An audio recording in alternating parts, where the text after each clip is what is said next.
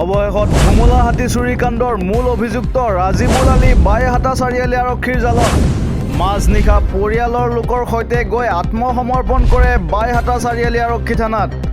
উল্লেখ্য যে বাইহাটা চাৰিআলিৰ সমীপৰ পাত্ৰপুৰ গাঁৱৰ হানিফ আলীৰ পুত্ৰ দুধৰ্ষ ৰাজিবুল আলীয়ে দীৰ্ঘদিন ধৰি অঞ্চলটোত চুৰিকাণ্ড সংঘটিত কৰি আহিছিল। আত্মসমৰ্পণৰ পিছতে চুৰি কৰা সামগ্ৰীসমূহ উদ্ধাৰ কৰে বাইহাটা চাৰিআলি আৰক্ষীয়ে। আনহাতে দুধৰ্ষ চোৰ ৰাজিবুল আলীৰ স্বীকাৰোক্তিৰ ভিত্তিতেই চুৰি সামগ্ৰী ক্ৰয় কৰা ডেম্পৰ মালিক দুগৰাকীকো আটক কৰে বাইহাটা চাৰিআলি আৰক্ষীয়ে। নিউজ ডেস্ক ৰিপৰ্ট এনি আছাম 24/7।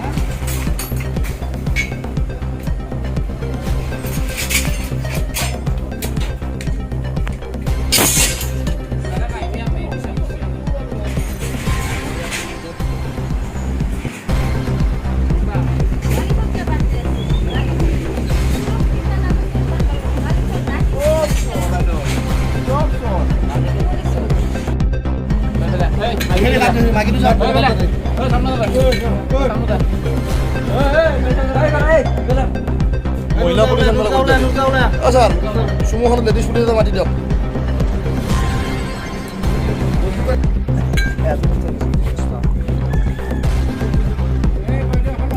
আপুনি মাল কিমান দিছিল? দুই বস্তা দুই বস্তা